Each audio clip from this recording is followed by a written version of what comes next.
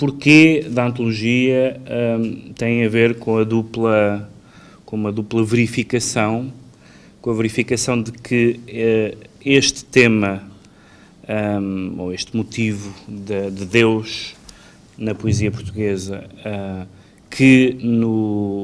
em vários países cuja edição eu conheço, cujo mercado editorial eu conheço, como a Inglaterra, ou a Espanha, ou a Itália, ou a França, nesses países existem várias antologias, no caso inglês mesmo, muitas antologias com esta temática, diferentes umas das outras, com critérios às vezes mais ecuménicos, outros mais pessoais, às vezes cronológicos, outras vezes mais temáticos, etc. E em Portugal, embora tenha havido no passado alguns exemplos, falou-se já aqui nas sessões de ontem de uma famosa antologia do Régio, do Alberto Serpa, mas neste momento não havia no mercado editorial português nenhuma antologia da poesia portuguesa que tivesse como linha condutora esta temática do divino, do sagrado, do religioso, da fé de Deus. Enfim, havia várias formulações possíveis para definir este livro. Nós concentramos-nos nesta formulação, nesta dupla formulação, que é, num certo sentido, vaga, mas também justa, pensamos nós, que é Deus como interrogação, isto é, Deus e não necessariamente a religião, ou o cristianismo, visto que é a religião, culturalmente, a religião, o catolicismo em particular, culturalmente, historicamente, a religião existente em Portugal, mas mais esta ideia, noção, presença, existência de Deus, por um lado, e depois a questão da interrogação, ou seja, não nos interessou que isto fosse um livro de poesia confessional, que fosse um livro de orações, que fosse um livro de voto, mas que, pelo contrário, tivesse poemas e poetas que fazem uma pergunta, porque acho que é uma pergunta que toda a gente, ou muita gente, pelo menos, faz na sua vida de uma forma ou de outra, que é esta pergunta sobre Deus. A pergunta sobre Deus que é no fundo, a pergunta sobre nós e sobre os fins e os princípios das coisas e do nosso destino, etc. E também a segunda maneira pela qual achamos que esta antologia podia ser relevante tem a ver com a realidade desta temática que noutros momentos podia ser tão óbvia e tão omnipresente que seria um bocadinho redundante, mas no momento em que o religioso, do ponto de vista sociológico, está em claro recuo em termos de laicização da sociedade, até em alguns casos de algumas manifestações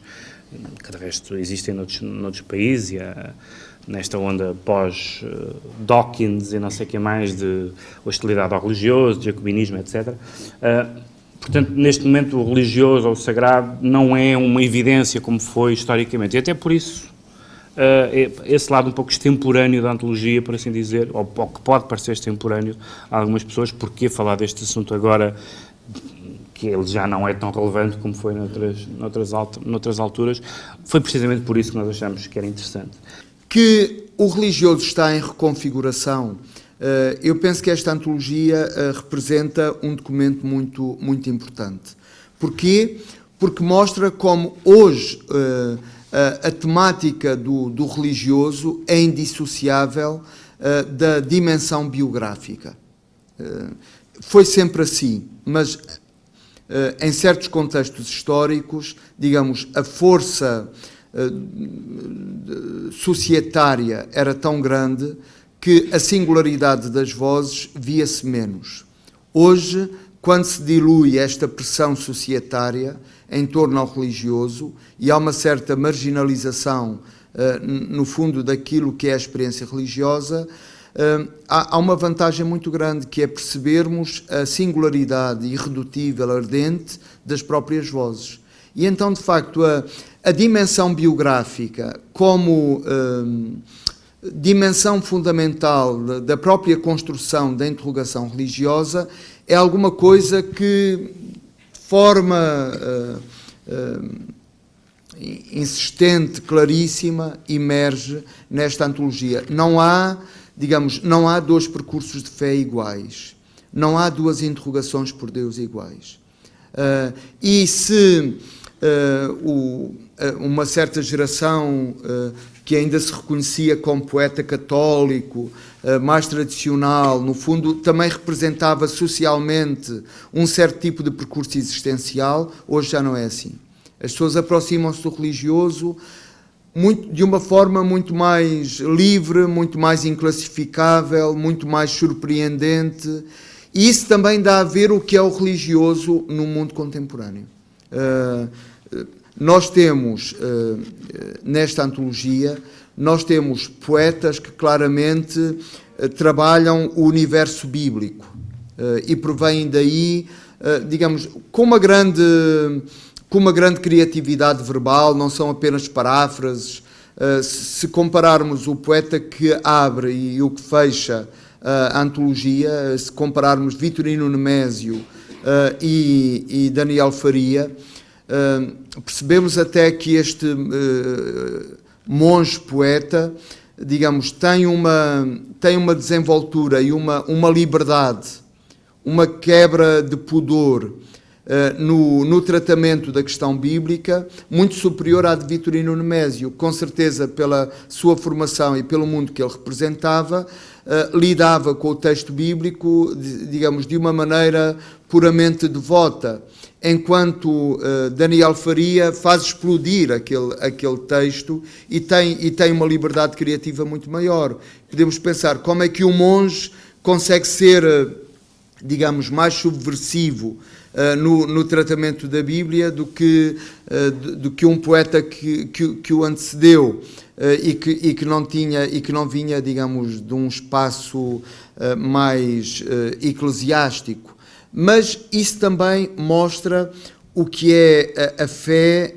no tempo, no mundo em que nós vivemos, e como esta reconfiguração permite percursos que são completamente inesperados. Quisemos que estes 13 poetas, que acabaram por ser 13, mas não foi propositado, mas que os poetas que chegassem à versão final deste livro representassem, por um lado, gerações diferentes, como podem ver, nomeadamente no índice, onde estão as datas de nascimento, há poetas não há nenhum poeta da década de 40, mas há poetas de todas as décadas entre 1901 e 1971, de todas as décadas há pelo menos um poeta nascido na respectiva década, em algumas décadas há mais do que um até, e portanto interessou-nos mostrar que, apesar de tudo, embora tenha havido alguma concentração temporal em alguns períodos, por razões explicáveis e outras casuais, e ter havido, evidentemente, um decréscimo desta temática na poesia das últimas décadas, e não é por acaso que o antepenúltimo poeta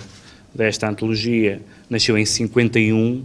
e depois há um poeta nascido em 60 e outro em 71, e, portanto, isto também, quase do ponto de vista sociológico, mostra como esta questão deixou de ser tão relevante e tão frequente, embora, evidentemente, havia outros poetas que podiam estar aqui que não estão. E o último ponto que eu queria assinalar é o facto de também nos interessar que houvesse, além da questão cronológica, houvesse uma distribuição. Não procurámos isso assim muito propositadamente, mas quando nos apercebemos disso, isso agradou-nos entre poetas vivos e poetas mortos. Temos 6, 7 ou 7, 6, não sei bem, que evidentemente nós consideramos todos poetas vivos, ou então não os teríamos escolhido, embora tenhamos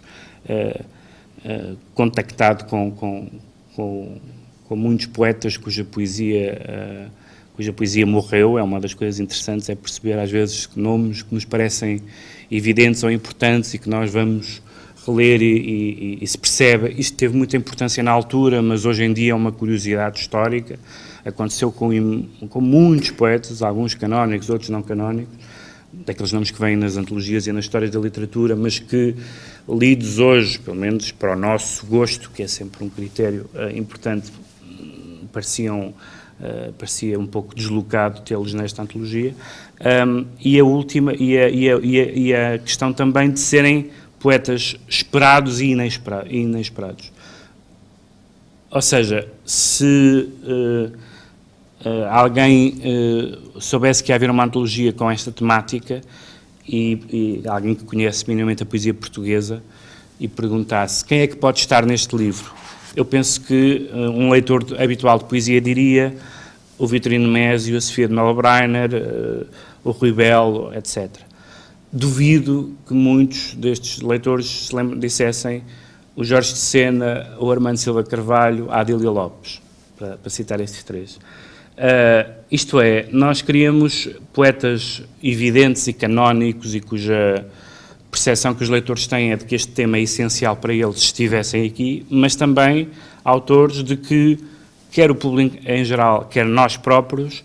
não tivéssemos como evidência. Temos poetas muito marcados pela fenomenologia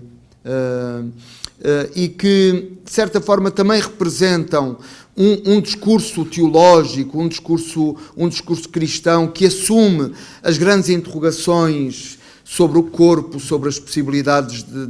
da própria linguagem, sobre o mundo, mas,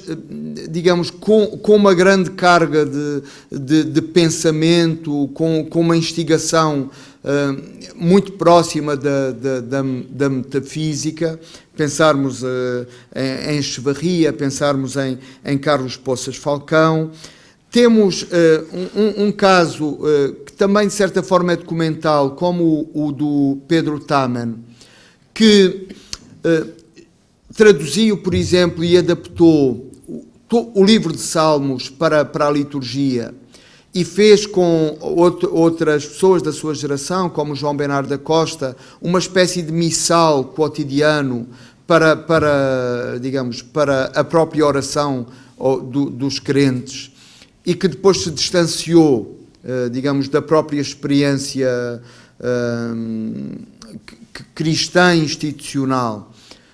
E a questão de Deus ficou mais submersa na sua poesia. Ver como, digamos, como o próprio Pedro Taman documenta não só uma geração, mas documenta também, digamos, a sua singularidade no interior dessa geração. Pensarmos num homem como Rui Belo, que vem digamos, de um universo religioso tão marcado como é a do Opus Dei, toda a sua formação em Roma, em direito eclesiástico, um homem que escreve uma tese sobre a censura eclesiástica e mostrando as vantagens que a censura eclesiástica pode ter na criação poética, o que é uma coisa absolutamente incorreta do ponto de vista político hoje em dia, mas que depois faz uma espécie também digamos, de grande viragem,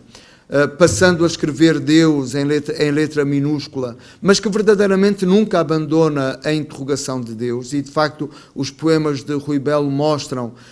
como a questão de Deus é uma questão do primeiro ao último livro, pois temos poemas que ocupam esse arco. Poetas da mesma geração, como Sofia de Mello Breiner Anderson e Rui Sinati, que provém,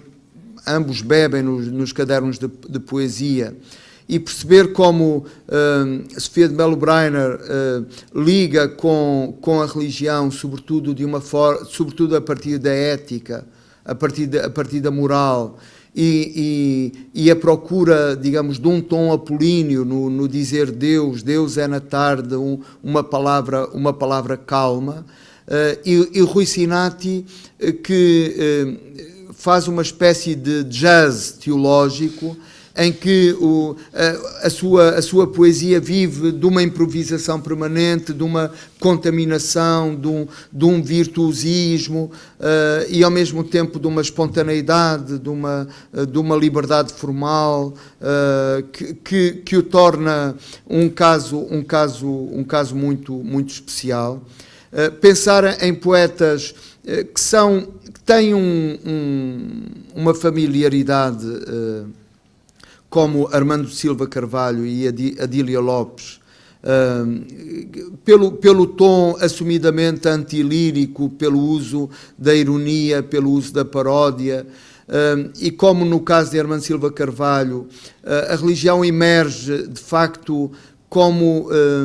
um dado biográfico importante, quando ele revisita a sua própria biografia em Alexandre Bissexto e no Cão de Deus, e a partir daí, de facto, o tema de Deus se torna um tema persistente, aquilo encontrar o nome de Deus num livro de história, que nós vamos percebendo que é uma história pessoal, até o caso de Adília Lopes, que usa, uma ironia que não faz qualquer tipo de concessões,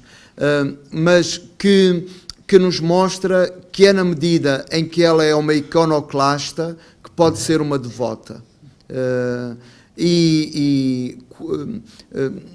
No fundo, a aproximação que ela faz na sua poesia a referentes muito importantes do que foi um certo cristianismo, digamos, de cariz subversivo em relação a um discurso mais oficial, como o do pintor Rouault, e aquilo que Adília Lopes diz: com Rouault na cabeça não perco a cabeça. Se quisermos, ou então é o único caso, no fundo, de um cristão que vem de uma linha não católica, que é o caso de José Bento, e que tem de facto um fulgor, um diálogo intensíssimo com a própria tradição, e de facto nós percebemos como toda a sua poesia respira,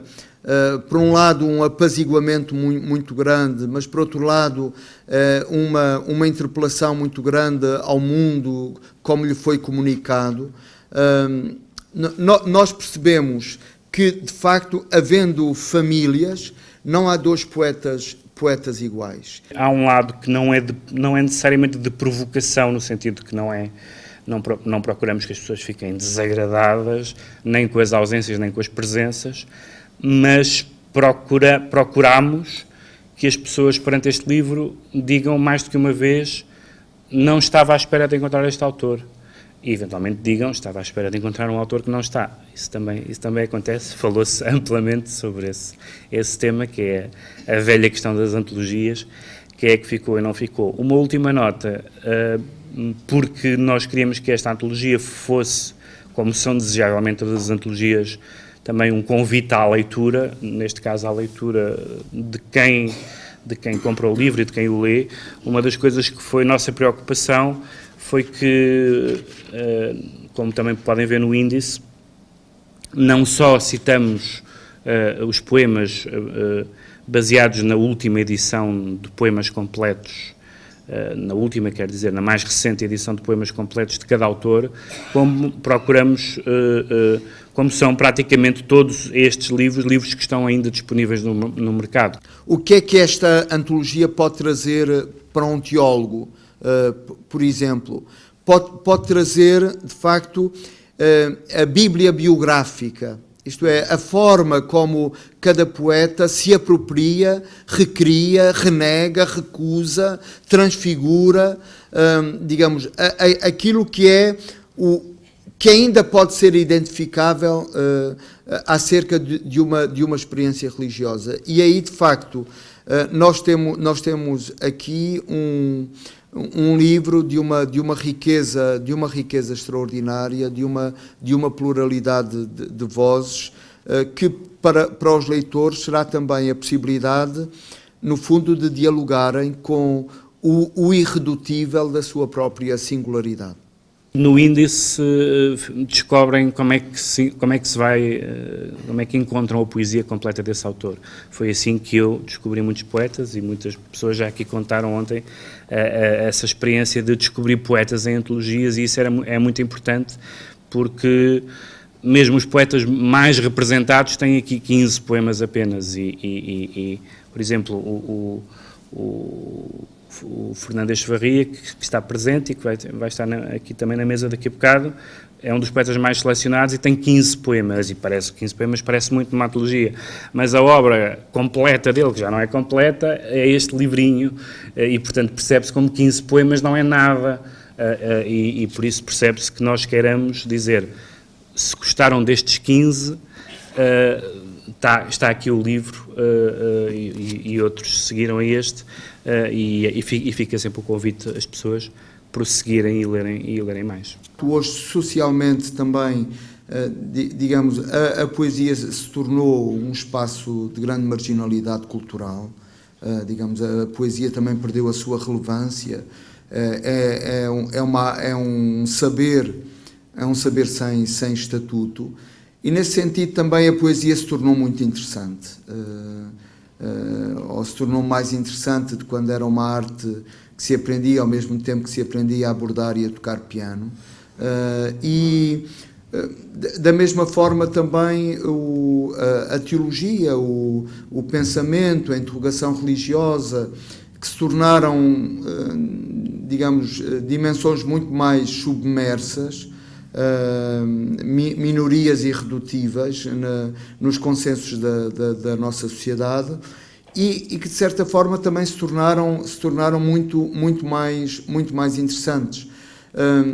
Há exemplos em várias literaturas de histórias do sentimento religioso, e é uma coisa que falta fazer em Portugal. Eu próprio tenho muito interesse nisso, que era no fundo fazer uma história do sentimento religioso, e aí necessariamente, digamos, as visões panorâmicas são bem-vindas, mostrar como o sentimento religioso foi sendo mantido na sua diversidade absoluta ao longo do próprio tempo. Não é o caso desta antologia, que não pretende fazer história, não pretende ser um documento assim no contínuo, mas pretende sim, digamos, mostrar como esta questão de Deus interessou a poetas que fazem parte do nosso gosto, mas também são poetas, digamos, indiscutíveis do século XX e do presente português, e como eles fizeram dessa interrogação de Deus questões maiores, questões decisivas para a abordagem dos seus próprios universos e das suas próprias procuras.